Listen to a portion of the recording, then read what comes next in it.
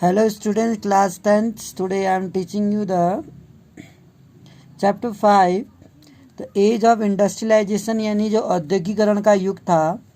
यहाँ पर हम एक पिक्चर देख रहे हैं, dawn of the century, march and two step करके। Dawn of the century publish E.T. Paul के द्वारा पब्लिश हुई थी न्यूयॉर्क के इंग्लैंड 1900 में।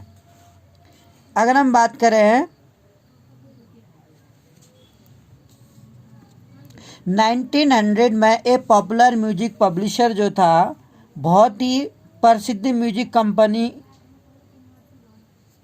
थी E.T. पॉल की। इसने 1900 में संगीत की एक किताब, म्यूजिक बुक पब्लिश की, दैट एज ए पिक्चर। और ये बहुत प्रसिद्ध किताब थी, संगीत की किताब, जिसकी जिल्द पर दी गई तस्वीर में नए सदी के उदय का ऐलान किया गया था। जो कवर फोटो थी इसकी, ड्रॉन ऑफ द सेंचुरी, यानी नए युग की शुरुआत थी। Picture is goddess like figure, और जो ये चित्र हम देख सकते हैं तस्वीर के मध्य में, एक देवी जैसी तस्वीर है। ऐसा लगता है जैसे ये कोई देवी है।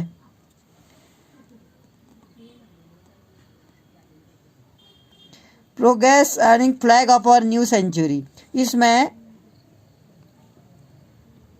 यह देवी हाथ में एक नई शताब्दी का ध्वज पकड़ा है।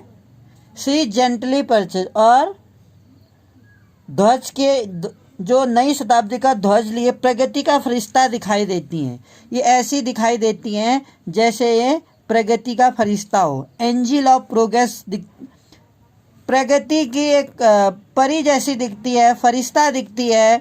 She gently perched on wheel with wing symbolizing time, उसका एक पाँव पंखे वाले पहिए पर टिका हुआ है।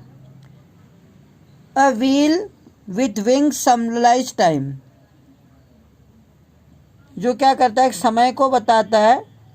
पंखे वाले पहिए पर टिका हुआ है एक पाँव। यह एक पहिया समय का प्रतीक है।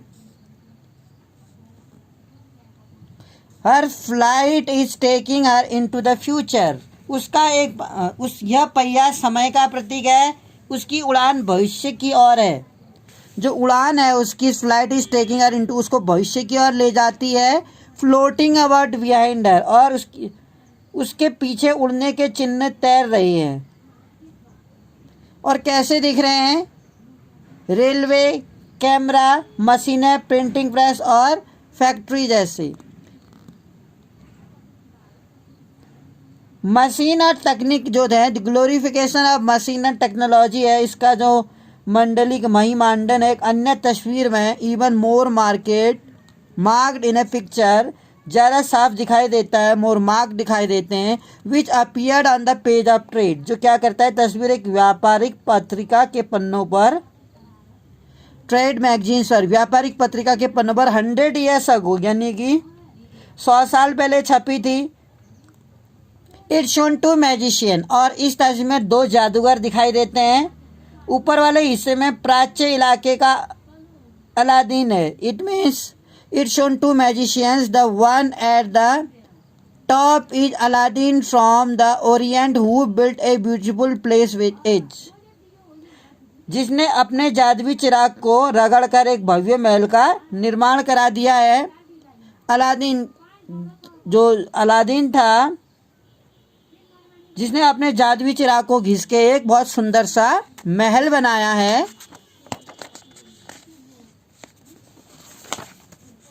और एक आधुनिक मैकेनिक है, एक इसमें एक magic lantern. One of the bottom is the modern mechanic who with is modern tool, जिसमें एक मॉडर्न टूल्स दिखाई दे रहे हैं, आधुनिक औजार दिखाई दे रहे हैं। और with the modern tool waving a new magic build a bridge, और जिसमें क्या बनाया गया है, पुल और पानी का जहाज और मीनार बनाई गई है। Ships, towers and high rise buildings बने हुए हैं। Aladdin is shown a representing the East and pass the mechanic stands for West and modernity कहता है। ये कहता है कि ये पुल, पानी का जहाज, मीनार और गगनचुंबी इमारतें बनाता है। अलादीन पूरब और अतीत का प्रतीक दिखाई देता है। जो अलादीन का हमने पढ़ा है, तस्वीरें आधुनिक विश्व की विजय गाथा कहती। तो इमेज है वो क्या बताती है, triumphant and account of modern world, आधुनिक समय का। इस गाथा में आधुनिक विश्व द्रुत तकनीकी बदलाव और आविष्कार, जो इमेजेज हैं एक विजय की गाथा को बताते हैं। Triumphant and account of modern world, आधुनिक संस्कार की, within the account of modern world, और आधुनिक समाज है, विश्व है, इसमें जो तकनीकी बदलाव आ रहे हैं, जो रैपिड टेक्नोलॉजी में चेंजेस आ रहे हैं, इनोवेशंस हो रहे हैं इतने ज़्यादा, इतिहास की कहानी के, और आधुनिक में तकनीकी और भव्य युग के रूप में उभर के दिखाई देता है। मशीन्स और फैक्ट्रीज, रेलवेज हैं, स्टीम शिप्स हैं, हिस्ट्री ऑफ इंडस्ट्रियलाइजेशन। अगर हम जो आधुनिकीकरण है, औद्योगिकरण है, इसका इतिहास देखें, दस become simply story of development, एक विकास की कहानी को बताता है। And modern age appear a wonderful time of technological process, और इस तरह समाज का घोतक भव्य के रूप में उभरता है। अगर हम ये इमेजेस और एसोसिएशन को देखें, इन छवियों को और इनके लोकमान का ये हिस्सा बन चुके हैं, become a part of popular imagination, एक काल्पनिकता का हिस्सा है, विचारों से हमारा इसका संबंध है। और do you not see rapid industrialisation, क्या अभी औद्योगिकरण में जो तीव्र तकनीकी विकास है, जो टाइम ऑफ प्रोग्रेस है, जो उन्नति है और मॉडर्न आधुनिकता है, क्या हमें ये नहीं दिखाई देती? डू यू नॉट थिंक, क्या आप नहीं सोचते हैं कि जो रेलवे के स्प्रेड या प्रसार से, रेलवे के प्रसार से फैक्ट्री या थी और कंस्ट्रक्शन जो था, निर्माण, हाई राइज बिल्डिंग, जो ऊंची गगनचुंबी जो इमारतें थी, और पुलों का जो विस्तार था, bridge as a sign of society, क्या ये समाज का विकास नहीं है? आज हम ऊंची ऊंची गगनचुंबी इमारतें देखते हैं, इतने रेलवे का विकास देखते हैं, और प्रौद्योगिकी में हम इतना विकास देखते हैं, तो क्या नए नए पुलों का हम निर्माण देखते, क्या ये विकास का सूचक नहीं है? How have these image develop, ये छवियाँ किस प्रकार, जो छवि है, इमेज है, कैसे डेवलप हुई हैं? And how do we relate to these ideas, और हम औद्योगिकरण के इस तीव्र तकनीकी विकास में हमेशा जरूरी होता है, क्या आज भी हम तमाम तरह के कामों के दिन प्रतिदिन बड़े मशीनीकरण का गुणगान कर सकते हैं? कैन वी टुडे कंटिन्यू, क्या आज भी हम ग्लोरीफाई गुणगान कर सकते हैं? जो कंटिन्यूस एक मशीनीकरण का युग है जिसमें हम काम करते हैं, क्या हम उसका गुणगान कर सकते हैं? व्हाट हैज इंडस्ट्रियलाइजेशन मीन, तो आधुनिक औद्योगिकरण के का लोगों की जिंदगी पर क्या असर पड़ा है? What has industrialisation mean, and to answer such question, इस तरह के आंसर देने के लिए we need to turn to the history of industrialisation, हमें औद्योगिकरण का इतिहास को समझना पड़ेगा। और इन दिस चैप्टर, इस अध्याय में हम यह पढ़ेंगे कि the focusing first on the Britain, the first industrial nation, and then India, where the pattern of industrial changes were condition by the colonial rule. और अगर हम देखें बिफोर द इंडस्ट्रियल रिवॉल्यूशन, हमारी जो औद्योगिक क्रांति थी, उससे पहले, औद्योगिक क्रांति से पहले किस तरह का युग रहा होगा? Too often we associate industrialisation, अगर हम औद्योगिकरण को देखें कारखाने का विकास के साथ ही जोड़कर देखते हैं, जो औद्योगिकरण का विकास है, अगर हम औद्योगिकरण को उद्योगों के विकास से देखें, when we talk of industrial production, यदि हम औद्योगिक उत्पादन की बात करते हैं तो हमारा आशय फैक्ट्री में होने वाले उत्पादन से होता है। We offer production, when we talk of industrial worker, अगर हम देखते हैं, अगर हम उद्योगों में काम करने वाले औद्योगिक मजदूरों की बात करते हैं तो वी के फैक्ट्री वर्कर्स, तो कारखाने में काम करने वाले मजदूरों से ही होता है हमारा आशय। और जो हिस्ट्रीज है औद्योगिकरण का, जो इतिहास है, very often setting of the first factory, इन फैक्ट्रियों की स्थापना, औद्योगिकरण के इतिहास में हम अक्सर देखते हैं कि फैक्ट्री की स्थापना पहले कहाँ कहाँ हुई होगी, दुनिया में पहले कहाँ फैक्ट्री स्थापित हुई होगी, क्यों इनकी ज़रूरतें पड़ी होंगी, और कौन कौन सी ऐसी दशाएं होंगी जिससे वहाँ पर उद्योग स्थापित हुए होंगे। There is a problem with such ideas, कहता है इस सोच में एक समस्या है। सच आइडियाज, ऐसा अगर हम विचार करें तो इसमें कुछ समस्याएं हमें नज़र आती हैं। Even before factories began to landscape in England, ये कहता है कि दरअसल इंग्लैंड और यूरोप में फैक्ट्रियों की स्थापना से पहले ही अंतर्राष्ट्रीय बाजार के लिए बड़े पैमाने पर उद्योगों का उत्पादन होने लगा था। बिफोर फैक्ट्री, फैक्ट्रियों की शुरुआत करने से, कारखानों की शुरुआत करने से पहले ही जो भू धरातल था इंग्लैंड और यूरोप में बड़े पैमाने पर एक अंतर्राष्ट्रीय बाजार का रूप ले चुका था। वहाँ पहले अंतर्राष्ट्रीय बाजार का निर्माण हो चुका था। There was not based on factory, ये कहता है कि उत्पादन फैक्ट्रियों में नहीं होता था, प्रोडक्शन जो था there was not based on factory. Many historians, अब जब उत्पादन फैक्ट्री में नहीं होता था तो बहुत सारे इतिहासकार औद्योगिकरण के इस चरण को, ये फेस को क्या करते हैं, इंडस्ट्रियलाइजेशन को प्रोटो इंडस्ट्रियलाइजेशन के रूप में बांटते हैं, यानी कि आदि औद्योगिकरण के रूप में। क्योंकि जो उत्पादन था वो फैक्ट्रियों या कारखानों में नहीं हुआ करता होगा उस युग में, इसलिए हम इसे आदि औद्योगिकरण का नाम देते हैं। अगर हम देखें 17 और 18 सेंचुरी में, 18वीं 17वीं शताब्दी में जो मर्चेंट थे फ्रॉम द टाउन, शहरों से सौदागर गांव की तरफ रुख करने लगते थे। जो सौदागर थे सेंचुरी में, मर्चेंट जो थे, Europe begin moving to country, गांव की ओर मुड़ा करते थे ये जो सौदागर थे। और वे क्या करते थे, supplying money to the peasants, और जो किसान होते थे उस समय और कारीगरों को पैसा देते थे ये लोग जो सौदागर थे, और उनसे अंतर्राष्ट्रीय बाजार के लिए उत्पादन करवाते थे। और आर्टिशियंस को परस्यूडिंग डैम, और उनको ये इंसिस्ट करते थे, फोर्स करते थे कि वो अंतर्राष्ट्रीय बाजार के लिए कुछ उत्पादन करें। With the expansion of world trade, और धीरे धीरे जैसे जैसे ही विश्व व्यापार का विस्तार हुआ, the acquisition of the colonies in different part of the world, तो जैसे ही अंतर्राष्ट्रीय विश्व व्यापार का विस्तार हुआ, दुनिया के विभिन्न भागों में उपनिवेश की स्थापना हुई, कहता है ये। With the expansion of world trade, जो कॉलोनीज मतलब विश्व के देशों में कॉलोनी अब उपनिवेश स्थापित हुई है, संसार के अन्य हिस्सों में जो वस्तुओं की मांगे थी वो तेजी से बढ़ने लगी, begin growing, but merchant could not expand production, लेकिन जो व्यापारी थे तो इस तरह से जब केवल हम देखते हैं कि उन चीज़ों की मांग बढ़ने लगती, उस मांग को पूरा करने के लिए केवल शहरों में रहते उत्पादन को नहीं बढ़ाया जा सकता था।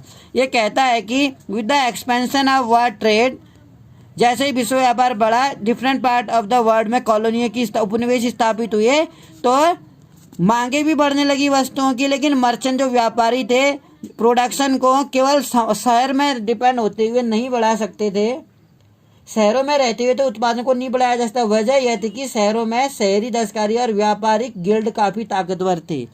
इट मीन्स कि वहाँ पर जो मर्चेंट थे, there was because urban craft, जो शहरी क्राफ्ट लोग थे, जो काश्तकारी लोग थे, और ट्रेड गिल्ड जो थे व्यापार के, वो बहुत शक्तिशाली थे। These were association of producer, वो क्या थे, वो गिल्ड से जुड़े उत्पादक कारीगर प्रशिक्षण देते थे और उत्पादकों पर नियंत्रण रखते थे। और इनका जो थे their association of produce and trained craft people को ट्रेन करते थे और मैन कंट्रोल रखते थे उत्पादन पर, रेगुलेट कंपटीशन, और जो प्रतियोगिता थी, एकाधिकार था इनका उत्पादन और व्यापार पर, और ये नए व्यापारी शहरों में कारोबार नहीं कर सकते थे। उन्होंने एक रूल बनाया था कि जो नए व्यापारी थे, new people into the trade, नए लोगों को व्यापार में एकदम से एंट्री नहीं करने देते थे। Rulers granted different guild of monopoly right to produce, तो इस तरीके से इसलिए वे गांव की तरफ बढ़ने लगे, गांव की ओर उन्होंने रुख किया। रूलर्स ग्रांटेड, क्योंकि उनका एक अधिकार था कि वही उस व्यापार को करते थे।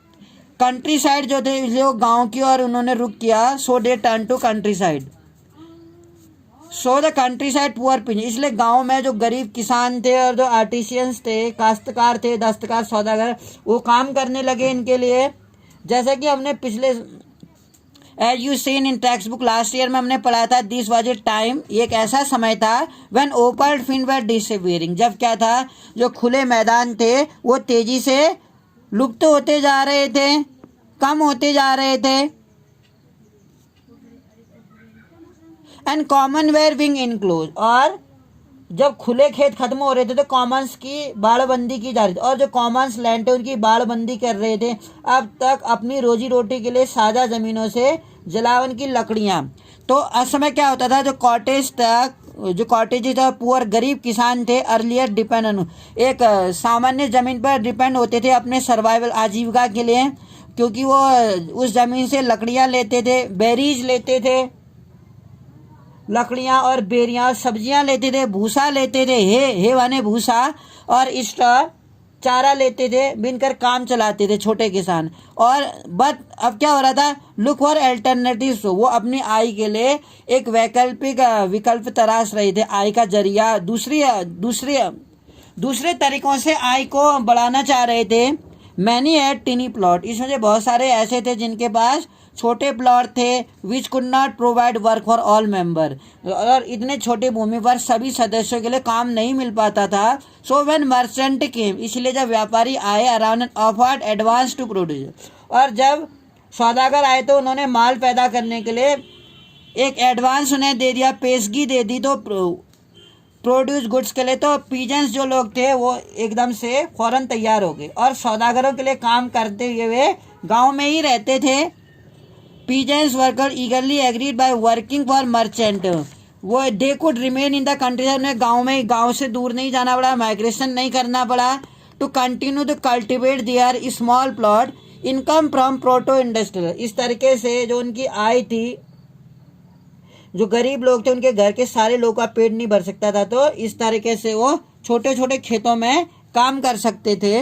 Cultivate their small plots, income from, जो प्राच्य औद्योगिक प्रोडक्शन से जो इनकी इनकम थी, सप्लीमेंटेड देयर सिंकिंग इनकम, जो तेजी से उनकी जो आय थी जो सिंकिंग हो रही थी, कम हो रही थी, उसके लिए एक इन कल्टिवेशन में इनको बढ़ावा मिला। It also allowed dam the Fuller use of family labour resources, और श्रम संसाधन के लिए इस्तेमाल का मौका भी मिल गया। विद इन दिस सिस्टम अगर हम देखें तो क्लोज रिलेशन था, शहरों और गांव के बीच एक घनिष्ठ संबंध था। Merchant were based in town, जो मर्चेंट थे, जो व्यापारी थे, शहरों में थे, लेकिन उनके लिए काम ज़्यादातर गांव में चलता था। मर्चेंट वेर बेस्ड इन, शहरों में तो बसे थे, लेकिन जो उनको काम मिलता था वो मोस्टली कंट्री साइड में मिला था। और merchant clothier in England purchased wool from a wool stapler, और इस तरीके से इंग्लैंड का कपड़ा व्यापारी जो होते, स्टेपल्स जिसे हम कहेंगे, वो क्या करते थे, ऊन खरीदते थे, स्टेपल्स से ऊन खरीदते थे और उस सूत काटने वाले के पास पहुंचा देते थे। And carried it into spinner, जो सूत काटता था और उसको धागों में बदल देता था, और उसके बाद उसे बुनकरों में, उसके बाद क्या होता था, जब बुनकर धागा बना देते थे, जहाँ काटा जाता था सूत को, उनको फिर प्रोडक्शन टू वेबर्स, जुलाहों के पास भेज दिया जाता था, रंग साजों के पास, और लंदन के कपड़ों की जहाँ पर क्या होती थी वो फिनिशिंग करते थे। Before the export merchant sold the cloth, इसके बाद निर्यातक जो होते थे व्यापारी कपड़े के अंतर्राष्ट्रीय व्यापार में, फिनिश्ड जो तैयार सामान हो जाता था, London before export merchant sold the cloth, अंतर्राष्ट्रीय व्यापार में बेच देते थे। लंदन इनफैक्ट, इस तरीके से जो लंदन था फिनिशिंग सेंटर के रूप में जाना जाने लगा। अगर हम बात करें जो प्रोटो इंडस्ट्रियल सिस्टम था, इसमें आदि औद्योगिक व्यवस्था वह दस ए पार्ट ऑफ नेटवर्क, वो व्यावसायिक आदान प्रदान के नेटवर्क का एक हिस्सा थी, नेटवर्क ऑफ कॉमर्शियल एक्सचेंज।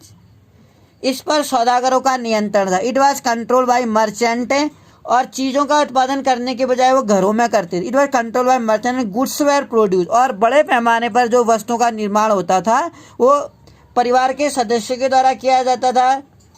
20 से 25 मजदूर इसमें होते थे, working with the family farms में करते थे, और नॉट इन फैक्ट्री, जैसा कि मैंने बताया फैक्ट्री में नहीं होता था।